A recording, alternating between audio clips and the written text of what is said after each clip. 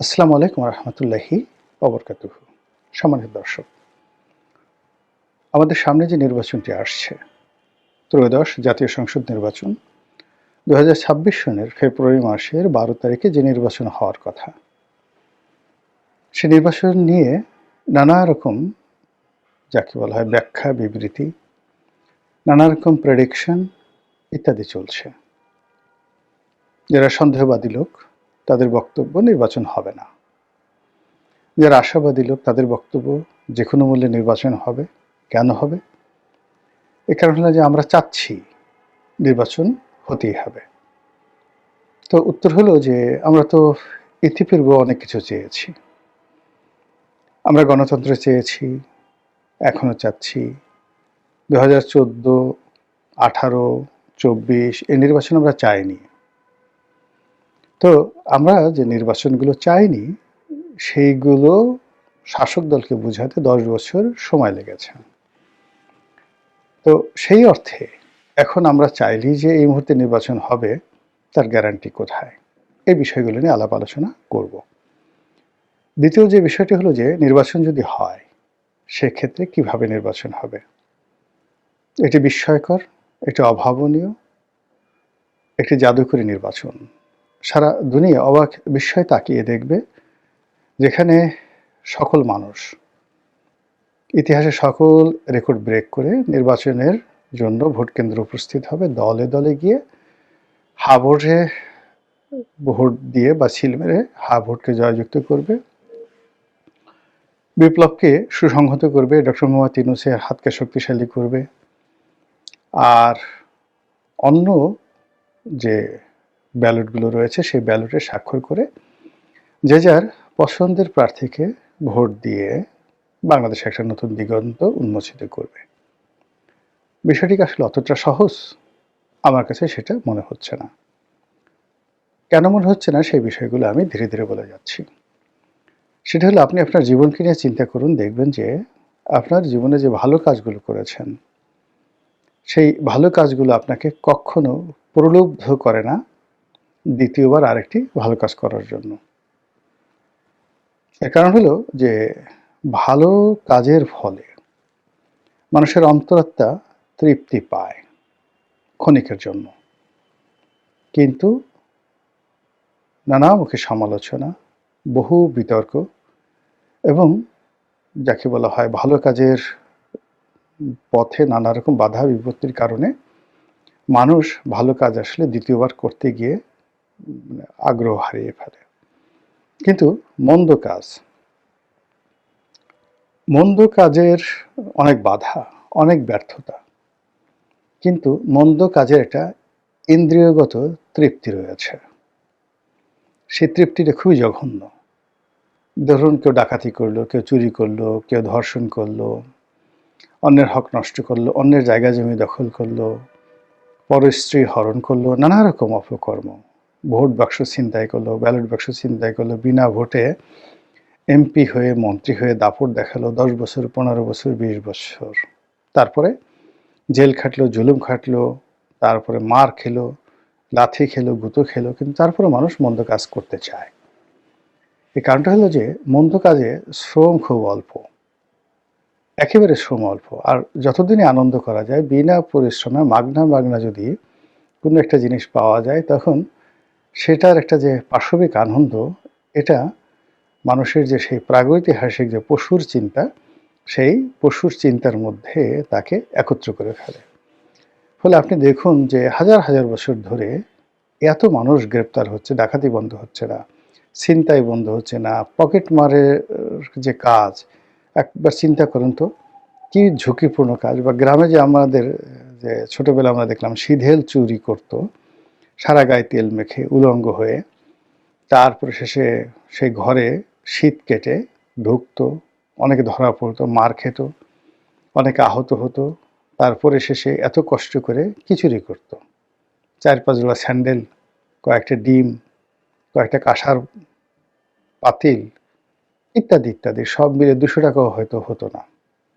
আমি যে সময় আমাদের গ্রামে শীতল চুরি হতো ওইরকমই, এবং এটা নিয়ে গ্রামে সে প্রচুর বিচার সালিশ হতো, চোরকে পিটানো হতো, অনেক সময় জেলে দেওয়া হতো।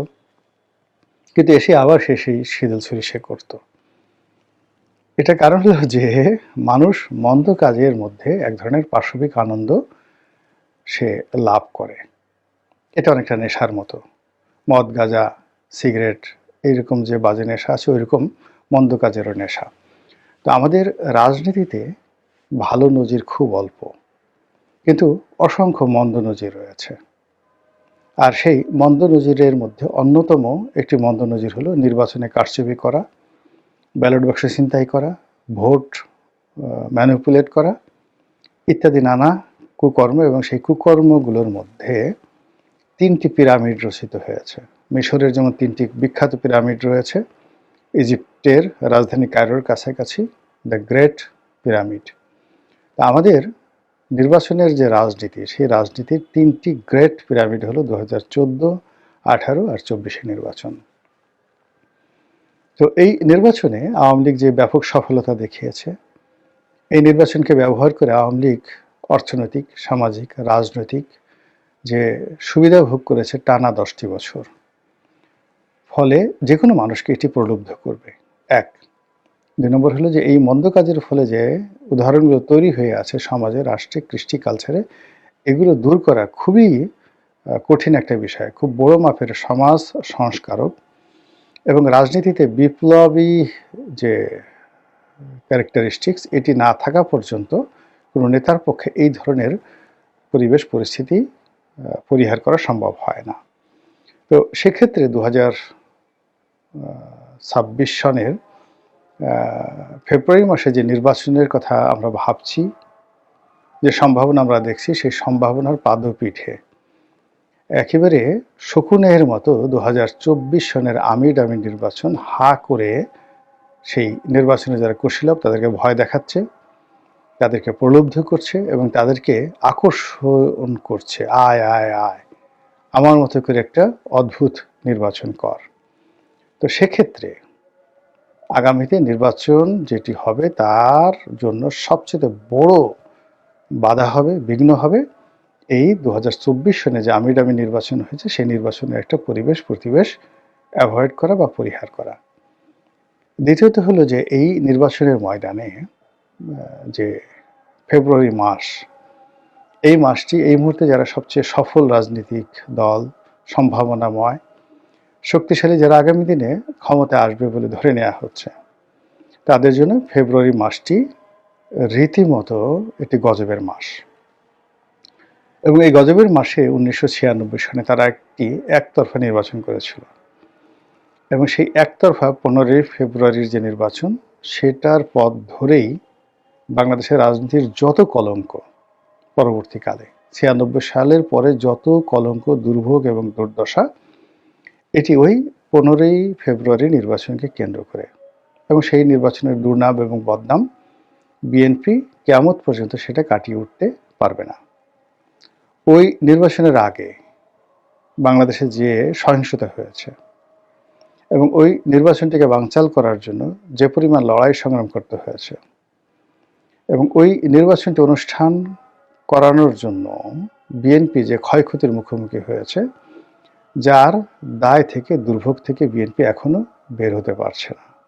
ফলে বিএনপির সঙ্গে 15 ফেব্রুয়ারি নির্বাচন, মাগুরা নির্বাচন, তারপরে গ্রেনেড হামলা, জজমিয়ার নাটক, এরপর তেজগাঁয়ের কুখ্যাত নির্বাচন ইত্যাদি যে সকল যাকে বলা হয় কলঙ্ক লেগে আছে, সেই কলঙ্কের সঙ্গে বাংলা ভাই, সেই কলঙ্কের সঙ্গে শায়ক আব্দুর রহমান, সেই কলঙ্কের সঙ্গে সারা বাংলাদেশের সেই জজ কোর্টগুলোতে একই সঙ্গে বোমা হামলা, জঙ্গিবাদের উত্থান, আরও কত কিছু। এবং এই কলঙ্ক থেকে বের হওয়ার জন্য বিএনপি এখন তাকে নতুন করে চেষ্টা করতে হচ্ছে। এবং আপনি দেখুন যে জনাব তারেক রহমান সাহেব বাংলাদেশে আসছে, মানে হি বিকাম এ জেন্টলম্যান।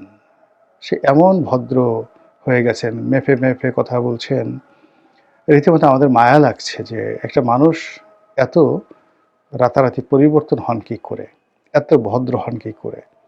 তো তিনি চেষ্টা করে যাচ্ছেন, সবাই বলা বলি চেষ্টা করছেন যে না, এবার তারেক রহমান সাহেবের ব্যাপক পরিবর্তন হয়েছে, আর স্বাধীনতা বিরোধী চক্র তাকে ঘেরাও করতে পারবে না, আর সেই হাওয়া ভবনের কুশীলতা তার আশেপাশে স্থান পাবে না।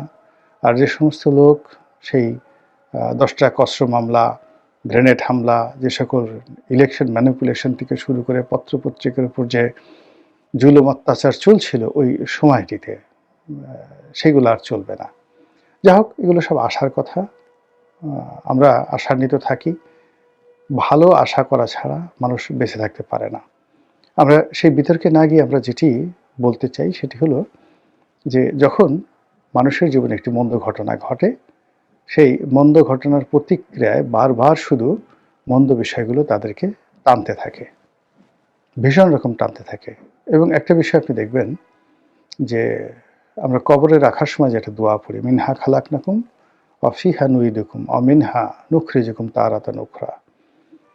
অর্থাৎ হে মানুষ, মানে আল্লাহর বক্তব্য পবিত্র কালামের পাকে যেটা বর্ণনা করা হয়েছে, হে মানুষ, এই মাটি থেকে তোমার উত্থান হয়েছিল, এই মাটির মধ্যেই তোমাকে দাফন করা হলো এবং এই মাটি থেকেই তোমাকে আবার মানে উঠানো হবে কিয়ামতের দিন। এর অর্থ যে মানুষের যেখানে শুরু সেখানেই শেষ হয়, যেখান থেকে তার উত্থান হয় সেখানে তার পতন হয়। ঘুরে ফিরে একটা সার্কেলের মধ্যে মানুষ সবসময় ঘুরতে থাকে। তো সেই দিক থেকে জামাতের একটা সার্কেল আছে, বিএনপির একটা সার্কেল আছে, আওয়ামী লীগের একটা সার্কেল আছে। অতীতে জামাত বহুবার তাদের সেই সার্কেলের মধ্যে পড়ে কখনো বৃহস্পতির তুঙ্গে উঠেছে, আর কখনো শনির দশায় পড়ে ঘুরপাক খেয়েছে।